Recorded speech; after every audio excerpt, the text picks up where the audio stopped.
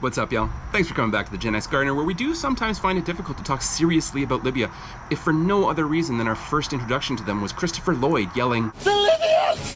Today is going to be part 2 of saving your tomato seeds. It's going to be getting it out of the jars, getting it ready, getting it dry, getting it stored.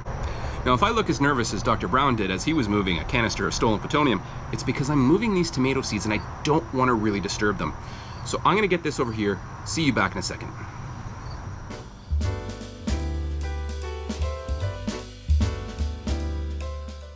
Okay, so here's our jar of tomato seeds. This has been sitting for about 5 days, I think it is. So every time I've passed by it on the counter, I've just given it a little swish. I don't know if I said why we do this. What we're doing here is the tomato seeds have that little jelly around them, right? Well, that's actually a germination inhibitor. Tomatoes have evolved that way so that they don't germinate from within inside themselves, because otherwise, really, they've got that kind of perfect situation for it. They've got water, they've got darkness, they've got warmth. So the jelly has evolved along with it. In a natural situation, what would happen is your tomato falls off the vine, it rots, it starts decomposing, that jelly is eaten by various bacteria and whatnot. When the conditions are right, up pops a little tomato plant. We're gonna be a little bit more efficient with our seeds and we're gonna force that. Couple points on this. One, when we open this, you can expect a little bit of gas and it could darn well stink. Now, what's happened with this layering is that garbage has gone up to the top and the good seeds have gone to the bottom. What I already have prepped is my plate, paper towel, and the name. Let me just say that this is really important. I found this jar. They're not from this year. And I have absolutely no idea what kind of tomato seeds they are.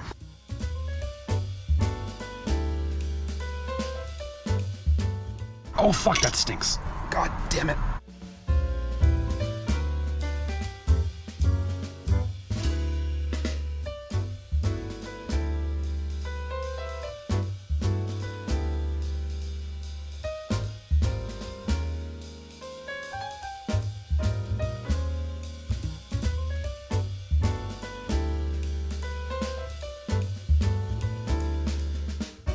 So you're just gonna leave that on the plate for a few days while it dries out.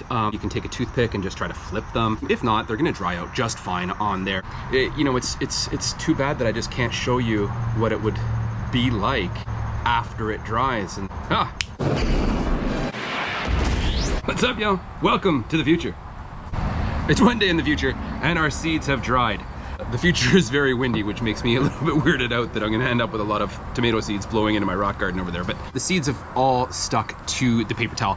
I have seen a video by another gardener who said that if you save your seeds on like a J-cloth, the seeds don't stick to it. If you try it and you have some results, put something in the comments below, because I would love to hear about someone who's tried that method. I just keep it on the cloth. I'll just fold it in half and then I slide it in a Ziploc bag. Kind of run your fingers along the paper towel. I like doing this just because now I can keep it completely sealed. I know I'm not gonna have any moisture getting in there from the air. I keep this down in a dark, cool corner of my basement. Your other option, if you don't like the Ziploc or you wanna look a little bit more posh, you can get these coin envelopes, and they also work really well. Of course, just write everything on here, drop your seeds in. This is also really nice for gifting if you want to give seeds at Christmas to someone, right?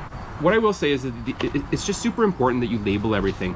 When I have this, I've got the year that I collected it, I've got the species or the variety, and I've got something specific about the trait. I mean, if there's nothing specific and I'm just keeping it, then I won't write that. But, you know, if something is strangely odd, then I'm gonna write that on here so that next year I know exactly what I'm planting. For example, if it's a really hot shishito pepper, then I'm gonna keep those seeds separate from the rest. If it's a big motherfucking Roma, then that's gonna get its own house of sorts. It just means that when I'm going to plant seeds next year, I can be selective in what kind of things I'm gonna do. It also allows me to track, did the genetics actually go from the parent to the child? This tomato water, I should say, make sure you don't throw it out. This is great stuff for your compost. There you go, folks. There's Seed Saving 101 Part 2. We're gonna call it a day on that. I do wanna say thanks for watching. Remember, at the end of the day, if you're not dirty, you're not doing it right. We'll see you next time.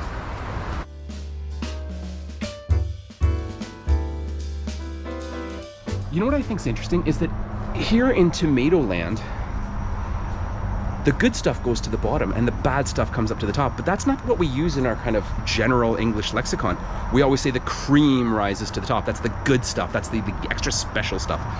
And then we say you're scraping the bottom of the barrel. The stuff that's at the bottom, that's the like garbage stuff. Don't be like that. Be contrarian.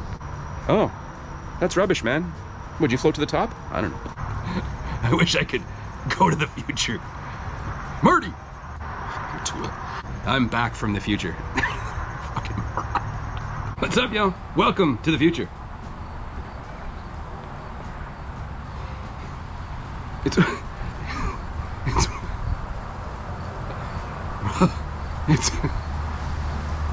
fucking moron. It's one.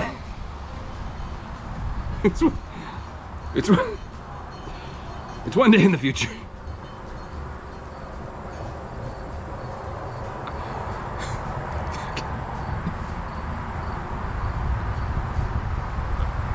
It's one day in the future.